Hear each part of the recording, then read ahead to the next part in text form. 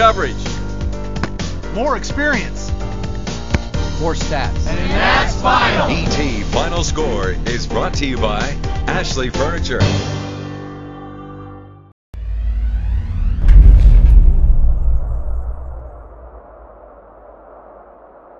Hello and welcome to the 4th edition of our ETFinalScore.com High School Preview Show. I'm Phil Hicks, and we'll be talking about this week's schedule of football games as well as a look back at last week. First up, Shane Stark, who covers the East Texas area for the Tyler Morning Telegraph and ETFinalScore.com, is our guest. Welcome, Shane. Thank you. Well, we were going to talk first about a little rivalry down in Smith County, Troop and ARP, and then they're meeting for the first time since 2009, and I think ARP won that 48-14. So what's up with that? Well, I know Troop. I was talking to some Troop players a couple weeks ago, and they've been waiting for this game for 2 years, especially guys who played in that game, because ARP's had bragging rights, for 2 years over Troop. And so, I mean, this rivalry being as heated as it is, you don't want to have to go 2 years without getting a chance at payback. So I think they've been looking forward to the game. Yeah, what's the deal there? They're located about 8 miles apart. Why haven't they played the last 2 years? Well, during realignment 2 years ago, the UIL, when they broke up 2A into two different divisions, ARP went to Division II, Troop went to Division I. Not knowing that was going to happen, they already had their non-district schedule set up, so they didn't have a chance to schedule that game. But they wanted to make sure when you have 2 years to set up a schedule, they made sure it was on there this year. Sure, and then this week it's our ETFinalScore.com Game of the Week. So, and you're covering that game now. Who's going to win? I think it's going to be the Tigers. Oh, now wait a minute. Both of those are Tigers, right? Well, which Tigers? The Maroon Tigers. Oh. All right, Shane. We'll go to the next question. How about Kilgore and Mount Pleasant? Kilgore's looked really good. They kind of vaulted into the 3A poll. They dropped down for 4A, I believe. And now they're playing Mount Pleasant this week. Well, what about this game? Well, I know going into the year, this is not a game we really looked at a whole lot. We knew Kilgore was going to be good, but I didn't know a whole lot about Mount Pleasant and how good they were going to be. And we'll find out how good they are this week against Kilgore. I just know during the first 3 weeks, Mount Pleasant's averaging almost 60 points a game. I think it's like 56 a game. They scored 76 last week on Terrell, so I think that's a game that a lot of people, if they pick a game to go to in the area, that might be one they want to go to. That sounds like a good one. And then White House, who's 3-0, they travel to Marshall. Now, the Wildcats were in a really shootout last week with the Wildcats of Sulphur Springs. This is White House's first true road game. What do you think about the Wildcats? Well, I know they played Chapel Hill, not at home, but it was at Rose Stadium, so it was a neutral environment. Going on the road at Marshall, old district rival, and it's coming, a week after Patrick Mahomes had, his lights-out performance in the win over Sulphur Springs. Marshall's been struggling a lot this year, and so, it's maybe a chance for White House to, to get a lot of players in there, get some reps with backups, in the third and fourth quarter. I don't want to count Marshall out or anything like that, but I think this is a good chance for them to get some experience at key positions. So they can get that road game out of the way, get ready for district, I guess. Right. Now you got a T-shirt there on your lap there. Tell us a little bit about those. Well, these are our ETFinalScore.com T-shirts. This one says Team Player. We got the other one, some different kinds of statements on them. But from my understanding, some of the staff will be out at area games throwing out T-shirts and stuff like that again this week. So if you see the green T-shirts flying, if fans see the green T-shirts flying, they should pick one up. Very comfortable. Yeah, they're great material, nice fashion statement. So thanks for joining us, Shane. And joining us now is Harold Wilson, who covers the number 7 ranked John Tyler Lions. Actually, they moved up to number 4, this week after they defeated Robbie Lee 21-0 this week. Harold, what allowed John Tyler to play so well defensively this week? Well, first, you had their focus after losing the number 1 ranking, so they came in definitely motivated, then playing a crosstown rivalry. But I think the biggest thing is the fact they were back at full strength. They had 3 starters missing in the loss to Lancaster, and you brought back 2 defensive starters, Richard Gibson, DeAndre Miller, then you brought back the top rusher, Reggie Gibson. And that just added to the depth of the team, and you kind of saw a John Tyler team all the way there, and I think that factored into the final result. There was a huge crowd there. Now, assess where John Tyler is now as regards to their preseason expectations. Well, definitely coming into the year, people were throwing out the 16-0 state championship type of expectations. One thing about this team, they've lost a game, but this team is doing it a different way than last year. You saw them last year more so with the mentality that we can outscore teams, whereas this year they're kind of using that defensive mindset. They're slowing the game down. They're grinding it out. They even had a 19-play scoring drive against Lancaster, as opposed to the first game where they were having 1-play, 2-play drives. So this team here is a little more content on winning ugly, winning low-scoring games. But I think in the long run, this team may be better equipped later in the playoffs because the defense looks so much more improved. Very good. And all right, now they play another 5A team this week. What type of challenge should John Tyler expect from Mesquite Horn, a former district rival? Yes. In a lot of ways, Mesquite Horn brings to the table what Lancaster did. Fast, explosive, got the athletic quarterback that's a dual threat on. But one thing about Horn that's different from what I'm seeing is they're better on defense right now. I mean, they're not giving up a whole lot. They had a shutout against Garland 2 weeks ago. So on paper, maybe better than Lancaster. This team's going to be a big-time test for John Tyler. They made the state quarterfinals 2 years ago in 5. It seems like they really benefited from John Tyler being out of the district. So this would not be a give-me. This is a great test for John Tyler 2 weeks before they get ready for district season. For the fans, tell us where the kickoff and what stadium it is this week. 7:30 p.m. Friday, Mesquite Hanby Stadium. Hanby Stadium. Yes. Another road test for the Lions. Another. Now we're going to switch gears a little bit. We're going to talk a little bit about college ball. Texas State had a tough time with Texas Tech last week. I think we discussed that before, but they play Stephen F. Austin this week.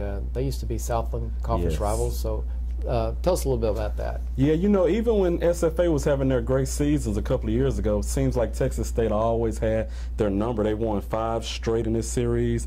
Texas State's beaten SFA 7 of 8, and actually they're 17-6 against Stephen F. Austin and San Marcos. Now you add in the fact that Texas State is D1, you know, at the highest level, so they were the favorite tag. They've had a week off since getting embarrassed by Texas Tech. Stephen F. Austin's 1-2 right now. I thought, you know, they played well in that last loss up in Montana. Seems like it's Texas State's game to lose, but these teams have a lot of tradition, so you never know what's going to happen when teams are so familiar with each other like that. That game is in San Marcos, 6 o'clock Saturday at Bobcat Stadium. Correct. Okay, Chris, we just talked with Harold Wilson about the John Tyler and Robbie Lee game last week. Lee played well defensively, but was last week just a blimp on the radar, or does it signal a potential problem offensively for the Red Raiders? I think John Tyler was prepared for what Robert E. Lee did well. They geared up to stop the run, and they did. I mean, they really held Robert E. Lee's running game in check. Is it something that's going to be a problem? Well, I think that's for the coaches to decide. Was this just a situation? I mean, John Tyler, they were the #1 team in Class 4A just 2 weeks ago. They're loaded on that with speed on both sides of the football, and holes and creases that appear against other teams did not appear against them. So I know that there were a couple times, I know Daryl Piskey, Lee's head coach, was talking to me, said there were a couple times where it looked like there was a possibility to make a big play, and it didn't happen. John Tyler made the stop, or the running back went into the wrong crease or something like that. Those types of things happen. So I think that the plan, I think it's working. I mean, when you can see the offense, I personally think that is just they ran up against a very good team that was geared to stop them. Yes, and now Lee, fast forwards now, they're playing another 4A team this week, Texas High, which was back in the day was a rival, district rival. So what kind of challenge does Texas High present for the Red Raiders? I think they're going to be on such an emotional letdown after not getting it done against their rivals that they're going to have to find some way to pick themselves back up. They're 0-3. They came in with such high expectations with the new coaching staff, and I can see that things are getting better, that things are moving, but it's tough when you're looking at the record. I think the biggest challenge for them is just to stay within themselves, go out there and play the way they played on offense the first 2 games and the way they played on defense against John Tyler, and this could be the week that they change that 0 to a 1. So do you think they can get their first win this week against Texas High? But how? Explain how they might do that. They're going to have to limit turnovers. They really just cannot turn the ball over. Texas High forced 3 fumbles in their first 2 games, and of course they're coming in 1-1. Turnovers are always such a big deal.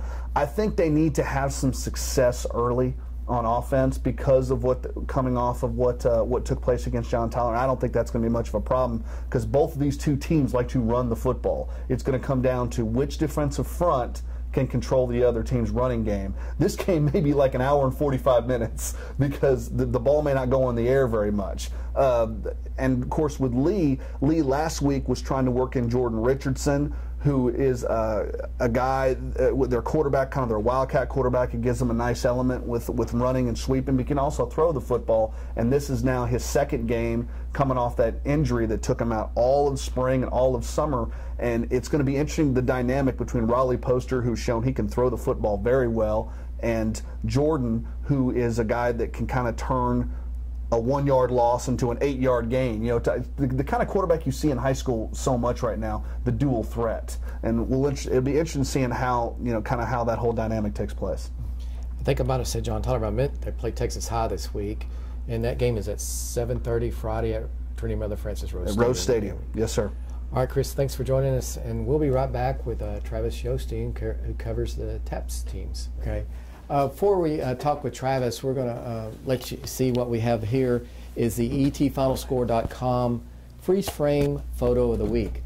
You can go to tylerpaper.com and vote on what photo that you want to see in here, and maybe you'll be on this photo, or your child, or your teammate, or your friend. So go to Focus In on Me at the tylerpaper.com website and vote for your favorite photo. Like I say, this is Blake White, who are the Grace Community Cougars, and he was on this week. So thanks a lot, we'll talk to Travis in a moment.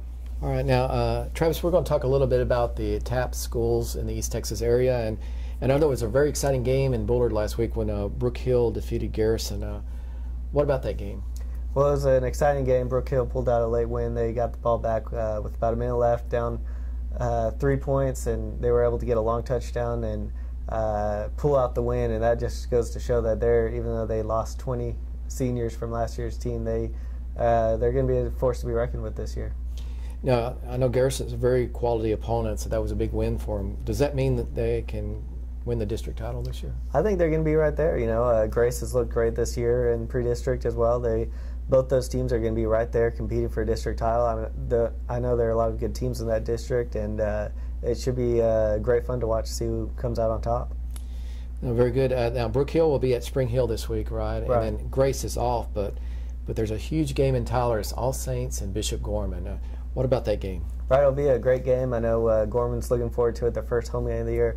For All Saints, it's not a home game yet. They haven't played at home, but they're just happy to be back in Tyler after 2 tough road losses. They've dealt with turnovers, injuries, and they're going to be out, ready to go get that first win. Gorman, they're looking to get back on the field after kind of a humbling defeat in their second game of the season. They were off last week. They're going to be ready to go and show that they can get back in the win column. Now, where will this game be played? It's at McCallum Stadium at 7:30 on Friday night. Very good. A lot of Tylerites should enjoy watching that game. That's right. So thanks for joining us this week, and be sure and check back each week on the ETFinalScore.com high school preview show. And be sure and check out our ETFinalScore.com staff will be around tossing out T-shirts. Be sure and try to get one. Thanks a lot.